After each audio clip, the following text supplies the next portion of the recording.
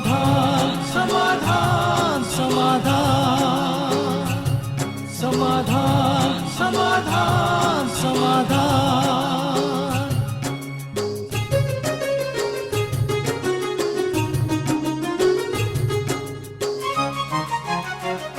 समस्या से उभरना अगर चाहे इंसान, स्वयं के संग सर्व का वो दिल से करे सम्मान। कहता है ये समाधान समाधान समाधान। समस्या से उभरना अगर चाहे इंसान, स्वयं के संग सर्व का वो दिल से करे सम्मान। कहता है ये समाधान समाधान समाधान समाधान समाधान समाधान।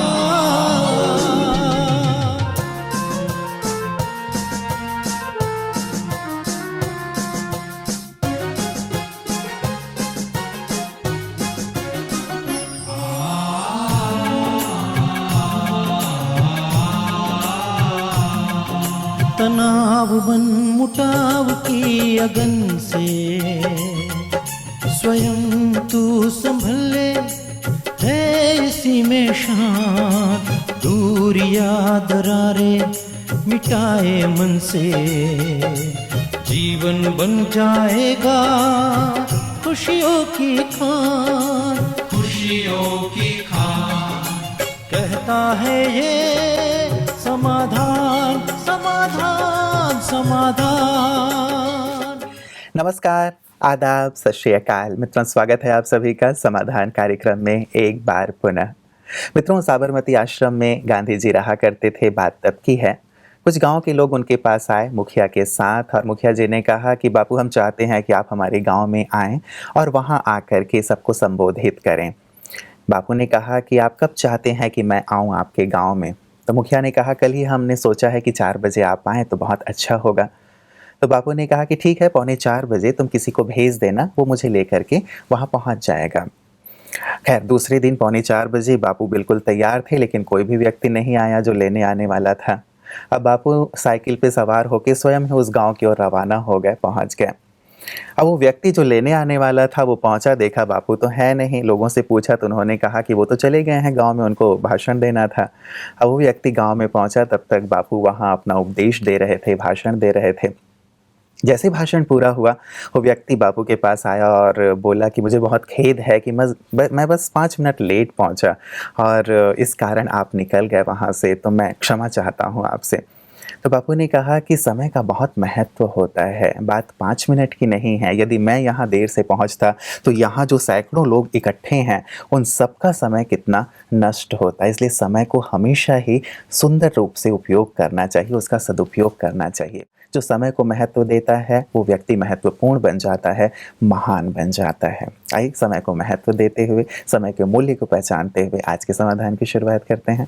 भ्राता जी का स्वागत करते हैं। भ्राता जी, बहुत बहुत स्वागत और अभिनंदन है। Thank you.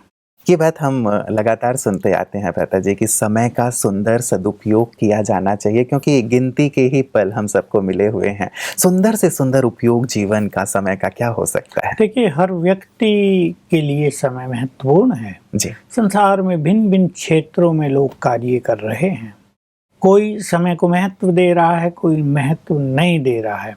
एक व्यक्ति अपने फैक्ट्री में या उसका जो कारखाना उसमें जाता है, क्योंकि वो मालिक है, सबसे पहले पहुंचता है, तो सभी लोग, उसके मैनेजर्स, कर्मचारी टाइम से पहले पहुंच जाते हैं। उसको कुछ कहना नहीं पड़ता। एक ऑफिसर अपने ऑफिस में 1 घंटा लेट जाता है, धीरे धीरे वो देखता है कि लोग 2 घंटा लेट आ रहे हैं। उसमें किसी को कहने की ताकत ही नहीं रहती कि तुम जल्दी आओ। एक गृहिणी अपने सारे काम ठीक से कर लेती है, सब बहुत खुश होते हैं। हमने ऐसी गृहिणी देखी जो दिन का भोजन बनाने में 3:30 बजा देती हैं। लोग इंतजार करते रहते हैं, पेट पे हाथ घुमाते रहते हैं, भूख लगी भूख लगी। वो उसे कहते हैं, कहती बहुत अच्छी अच्छी चीजें बना रही हूँ, अच्छी तो बन रही है पर किसी को भोजन खा के कहीं कार्य पे जाना है। जी जी। टाइम पर सब काम करने से मनुष्य के पास समय बच जाता है। हर फील्ड में हम देख लीजिए, टाइम पे बिजली आए हम कितने खुश होते हैं, और 1 घंटे का ही कट लगा हो लेकिन 4 घंटे ना आए तो कितने मनुष्य दुखी हो जाते हैं, फोन करने लगेंगे, गालियां देने लगेंगे। समय सचमुच इम्पोर्टेंट है जी। विद्यार्थी के लिए, बहुत इम्पोर्टेंट। मेरे पास आज ही 2 युवक आए थे, एक बहन एक भाई, दोनों सगे। बहन ने एमटेक कर लिया, बहुत जेंटल, बहुत सिंसियर। मैंने पूछा लैपटॉप इंटरनेट का, मैं ज़्यादा नहीं इन चीज़ों में जाती हूँ, हालांकि कंप्यूटर साइंस से ही मैंने एमटेक किया। उसका छोटा भाई कंप्यूटर साइंस से बीटेक कर रहा, फाइनल ईयर में है। मैंने उससे पूछा कैसे, तो उत्तर देने में हाँ ना, माँ बाप भी बैठे थे। मैंने कहा नेट से बचना। जी जी। माँ ने कहा ये बहुत बुद्धिमान है परंतु ढीला हो रहा है।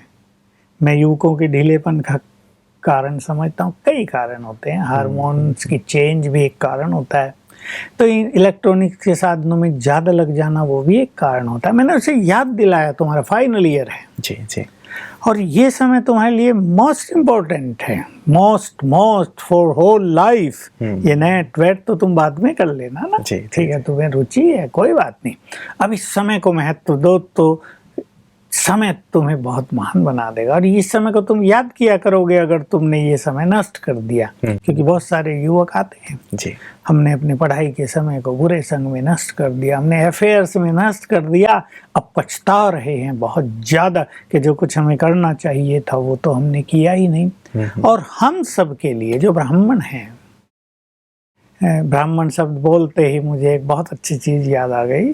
किसी ने मेरे पास व्हाट्सएप पे ब्राह्मण की डेफिनेशन भेजी है जो सचमुच बहुत ही सुंदर है। जन्म से ब्राह्मण नहीं, उसका कोई महत्व नहीं, बहुत सुंदर सुंदर सुंदर बातें कही हैं। जो रहमदिल हो, जो परोपकारी हो, जो ब्रह्म मुहूर्त में सवेरे उठ के ब्रह्म में विचरण करता हो, जो ज्ञानी हो, जो सदाचारी हो, जो बहुत अच्छे विचार रखता, बहुत सुंदर डेफिनेशंस हैं जी, जी। हम सब ब्राह्मण, जिनको भगवान ने ब्राह्मण बनाया है।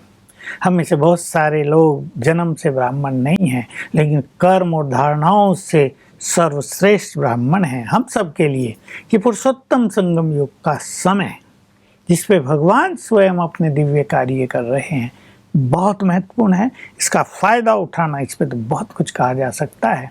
हम अपने जन्म जन्म का भाग्य बना सकते हैं। इस काल में हम ईश्वरीय सुखों से और खजानों से भर सकते हैं स्वयं को। हम जैसी चाहें बुद्धि का वरदान ले सकते हैं परमात्मा से नेक्स्ट कल्प के लिए। हम अपने विचारों को महान करके संसार के परिवर्तन में अहम भूमिका निभा सकते हैं। प्योरिटी के बल से प्रकृति को पावन कर सकते। मोस्ट वैल्यूबल सिग्निफिकेंट टाइम है। और हम ब्राह्मणों के जीवन में रोज सवेरे का समय 4 से 8 और मोस्ट इम्पोर्टेंट, जिसमें हम प्रभु मिलन करते हैं। और हम में से जो उस समय को सदुपयोग कर रहे हैं 90% तो करते ही हैं। उनको रोज परमात्मा मिलन होता है, सुख मिलता है, वरदान मिलते हैं, खजाने मिलते हैं, गॉडली ब्लेसिंग्स मिलती है। तो कितना सुंदर समय है। तो सचमुच हम सब भी सोचते हैं, मैं भी सोचता हूँ, ये समय जिसको भगवान ने कहा तुम्हारा 1-1 मिनट वर्ष के बराबर है, हमारा ये टाइम सफल हो, जरा भी वेस्ट ना हो, ताकि हमें सतयुग, त्रेता, द्वापर, कलयुग चारों युगों में कभी भी समय धोखा न दे, हमें पछताना न पड़े कि जब भगवान आए थे हमने कुछ नहीं किया था। और हम सर्व प्राप्तियों से संपन्न होकर इस संसार के लिए बहुत कुछ कर पाएं। इस समय सचमुच बहुत सुंदर चल रहा है। बिल्कुल, जो विद्यालय से जुड़े हुए हैं, जिनको आपने ब्राह्मण कह के संबोधित किया, उनके लिए तो सचमुच आपने बहुत सुंदर एक खाका खींचा है। कई ऐसे संसार में रहने वाले लोग हैं व्रता जी, जो जिनसे पूछा जाए कि अभी क्या चल रहा है, तो बस ये कहते हैं कि बस लाइफ कट रही है, गुजर रही है। तो ऐसे भी बहुत सारे लोग हैं जो समय को बस काट रहे हैं, गुजार रहे हैं, उनके लिए क्या कहना चाहेंगे? देखिए, ऐसा प्राय देखने में आता है। आज सवेरे मैं डेली 5 बजे रूम से निकलकर किचन तक चाय पीने जाता हूँ। 4 लोग बैठे हैं बाहर, हमारा रास्ता है बहुत सुंदर। पहले तो वो सड़कों की महिमा कर रहे हैं कि देखो कितनी सफाई है यहाँ, और सड़क कहीं टूटी नहीं है। एक कह रहा था, मैंने सुना है 20 साल हो गए इसको बने हुए, इन सड़कों को, और सरकार बनाती है 6 मास में टूट जाती हैं। मैं सब सुन रहा था, मैं कहा देखो लोग क्या क्या यहाँ आकर चेक करते हैं और देखते हैं। जी जी। तो दूसरे ने कहा हम लोग दुनिया में बहुत गलत काम करते हैं ना, हमारी नीति गलत है। मकान बना रहे तो सोचते हैं ये ज़मीन तो सरकारी है ना, 3 फुट और आगे बढ़ा देते हैं। हम लोगों की गलती से सारी गड़बड़ हो रही। चौथा कुछ और कह रहा। मैं चाय पी के 15 मिनट के बाद आ गया, वो इधर उधर की बात कर रहे थे। मैं सोच रहा था देखो ये लोग यहाँ आए हैं, सवेरे का समय है, इसमें इनको बहुत सुंदर अनुभव करनी चाहिए। शांत एकांत में कम से कम वॉकिंग कर लेनी चाहिए। शुद्ध हवा है, बिल्कुल पवित्र माहौल है। लोग यहाँ आके कह रहे हैं स्वर्ग में आ गए। अरे पहले क्यों नहीं आए थे हम? ऐसा स्थान भी संसार में है। आज जैन मुनि आए, 2 सरदार उनके से महात्मा आए, संत आए, कहते हो हम तो देखकर हैरान हो रहे हैं कि ऐसे स्थान कहीं हमारे भी हो जाएं तो हम सिख धर्म की नैया को पार कर दें। मैं कहा ये लोग टाइम वेस्ट कर रहे, घंटों बातें कर रहे, मीनिंगलेस, लक्ष्य के विहीन बातें।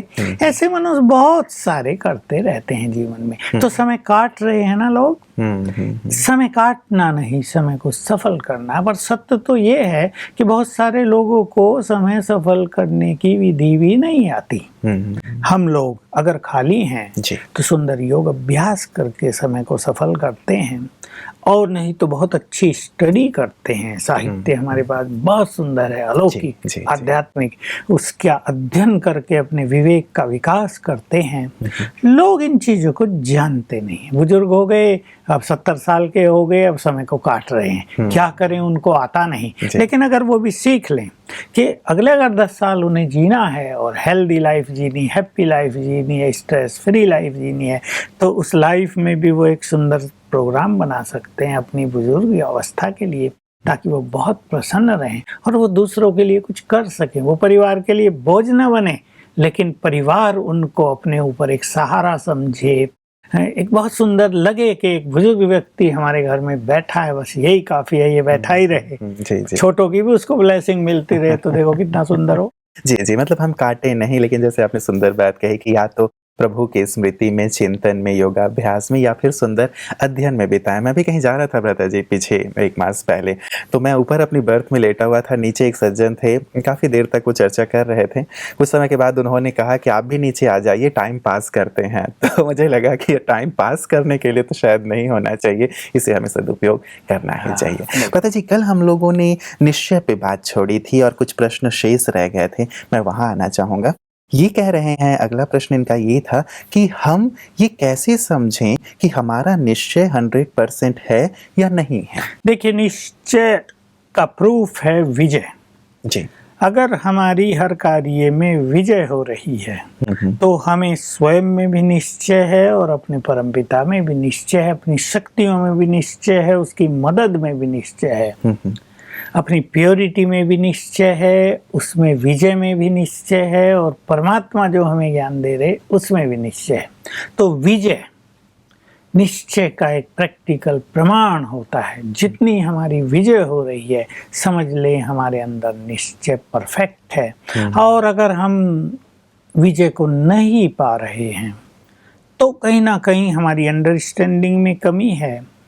कल हमारी किससे चर्चा हो रही थी, वो बहुत सुंदर थी और बहुत गुह्य थी। परमात्मा के विटामिन पार्ट्स को देखकर समझना, कई समझ नहीं पाते और कहीं ना कहीं डाउट करते हैं।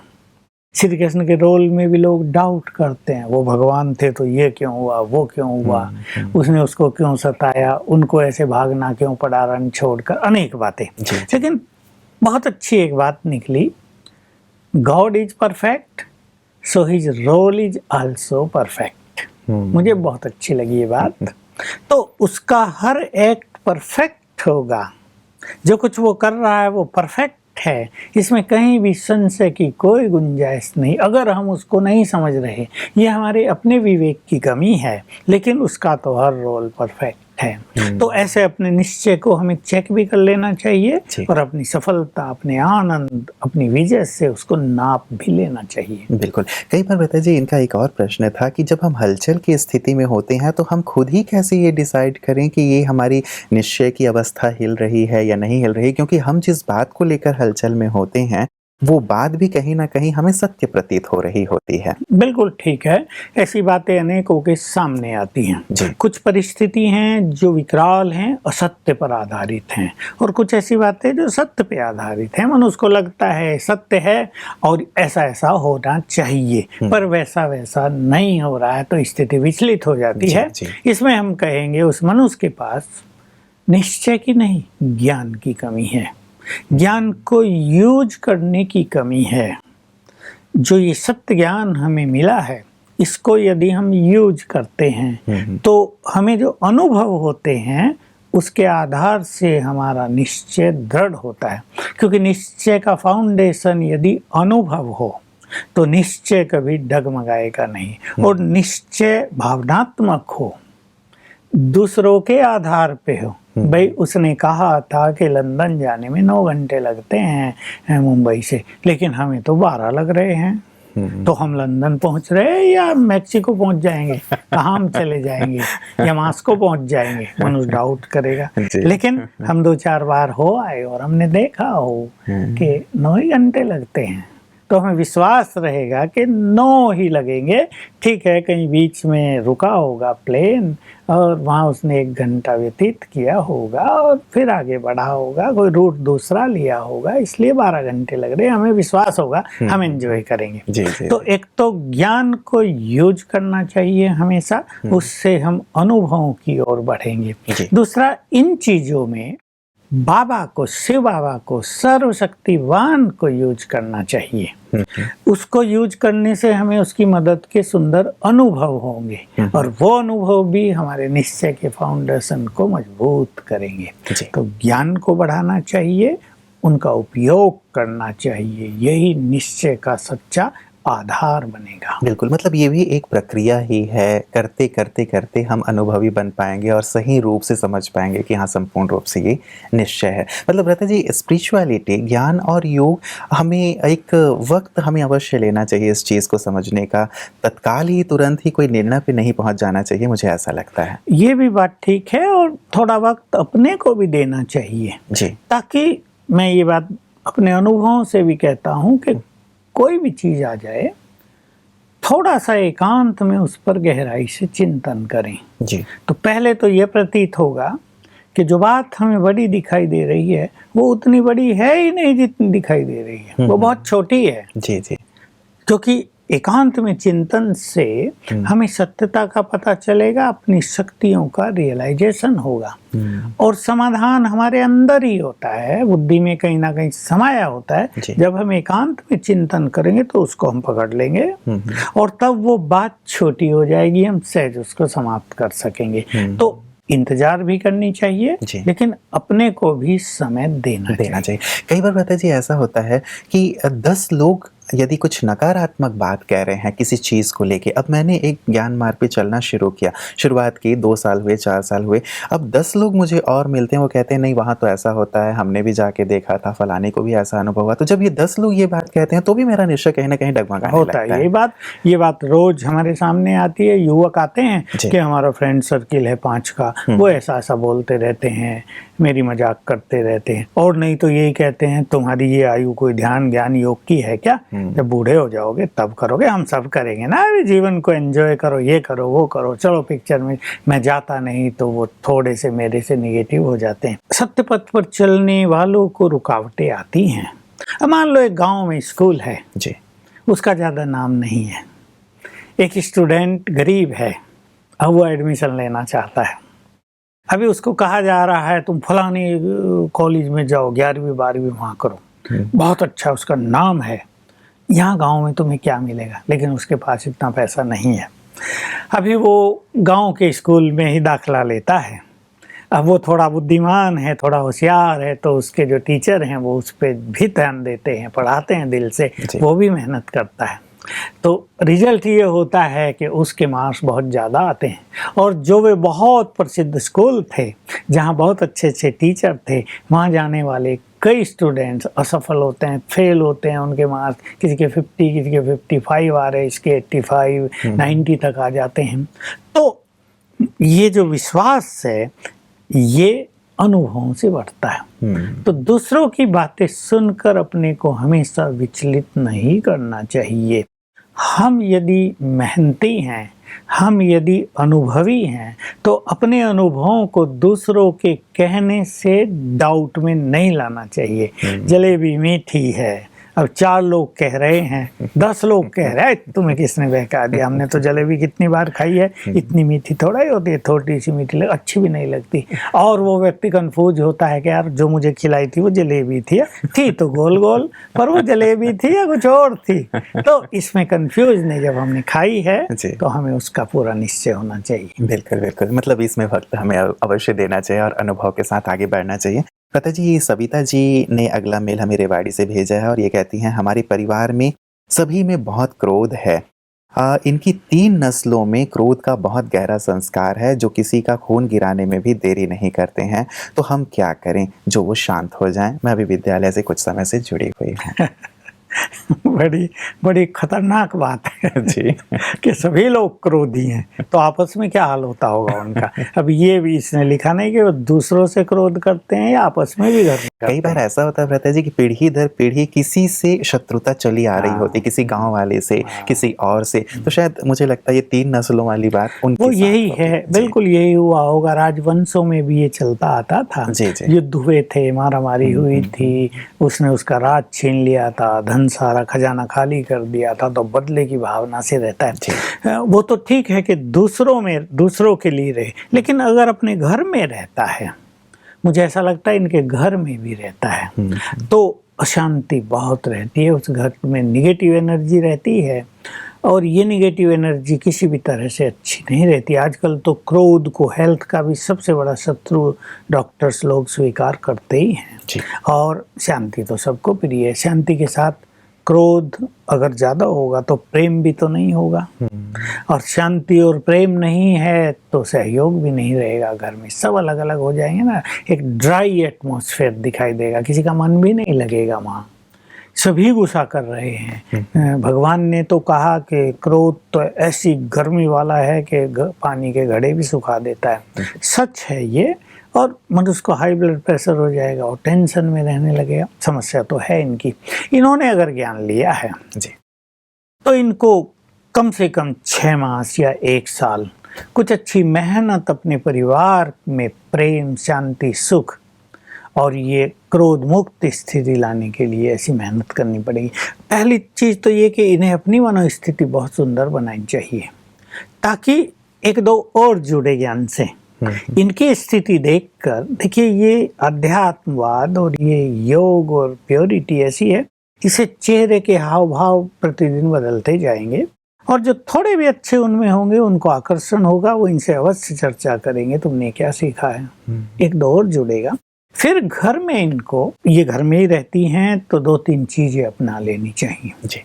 पानी चार्ज करके ही सबको देना है। जिस कंटेनर में पानी रहता हो, टंकी हो, मटका हो, उसको चार्ज कर दें। मैं परम पवित्र आत्मा हूँ, 21 बार संकल्प करेंगे पानी को दृष्टि देके, और फिर ये संकल्प भी कर दें कि इस पवित्र पानी को पीने से सब के चित्त शांत हो जाए, सबका क्रोध समाप्त हो जाए। और अपने घर में इन सब को आत्मिक दृष्टि से देखकर ये बैठे शांत में 2 बार, और सब ये आत्माएं हैं, पवित्र आत्माएं हैं, ये देवकुल की महान आत्माएं, ये बहुत अच्छी आत्माएं हैं, इनका चित्त शांत हो जाए, ये सब भावना रखे। भोजन बनाते हुए मैं परम पवित्र आत्मा हूँ 100 बार याद करके खिलाए, और 2 घंटे सवेरे और शाम योग अभ्यास करें अपने घर में, ताकि वाइब्रेशन शांति के हो जाएं। इसको ये लगातार करना है, तो हमें पूर्ण विश्वास है इनके घर में संपूर्ण शांति हो जाएगी। जी, चलिए हम भी कामना करेंगे भ्राता जी कि घर में भी शांति हो, और कहीं पे भी वो जाएं तो शांति के ही फूल बरसाएं, ना कि खून गिराएं। आज के सुंदर प्रकाश के लिए भ्राता जी आपका बहुत बहुत शुक्रिया। मित्रों, संसार में 2 प्रकार के लोग होते हैं। एक वो जिनके जाने से खुशी होती है, मतलब वो जब कहीं जाते हैं तो, और दूसरे वो होते हैं जिनके चले जाने से खुशी होती है। हम ऐसे बने जिसके कहीं भी जाने से लोग स्वागत करें, अभिनंदन करें और खुश हों। यदि हम क्रोधी स्वभाव के होंगे, बहुत ज़्यादा क्रूर होंगे, तो हमारे जाने से निश्चित रूप से किसी को प्रसन्नता नहीं होगी, खुशी नहीं होगी। इसीलिए हम अपने आप को बहुत ही शांत, बहुत ही मृदु बनाएं, प्रेम से परिपूर्ण करें, ताकि लोग प्यार से हमारा अभिनंदन करें, स्वागत करें और ये कहें कि जब तक आप यहाँ बैठे रहते हैं, जब तक आप उपस्थित रहते हैं, तब तक यहाँ आनंद का माहौल होता है। और साथ ही मित्रों, जहाँ से मैंने शुरुआत की थी, एक बहुत सुंदर पंक्ति किसी मित्र ने भेजा था। उन्होंने कहा था कि वक्त और दौलत में क्या अंतर है। उन्होंने ये बात लिखी थी कि हर वक्त आपको ये पता होता है कि आपके पास कितनी दौलत है, लेकिन अपनी पूरी दौलत खर्च करके भी आप ये नहीं जान सकते कि आपके पास कितना वक्त है। कितनी पते की बात है ना। इसलिए मित्रों, जितना भी वक्त हमें दिया है परमात्मा ने, हम हर वक्त का, हर पल का सही सही सदुपयोग करें, उसे सफल करें, ईश्वर की याद में भी, अच्छे चिंतन में भी, साथ ही साथ समाज के कल्याण और सेवा में भी, ताकि जीवन के अंत में जब हम पहुँचें और लौट कर अपने जीवन को देखें तो लगे सचमुच हमने अपने जीवन को सफल किया, सार्थक किया और ये संसार के काम आया। इस पर गहराई से चिंतन अवश्य कीजिएगा मित्रों। कल पुनः आपसे मुलाकात होगी। नमस्कार। धैर्य और दृढ़ मनोबल से कर दे तू पल भर में मुश्किलें आसान, कतनी समकरनी के पावन जल से स्वर्ग बन जाएगा सारा ये जहान, सारा ये जहान। कहता है ये समाधान समाधान।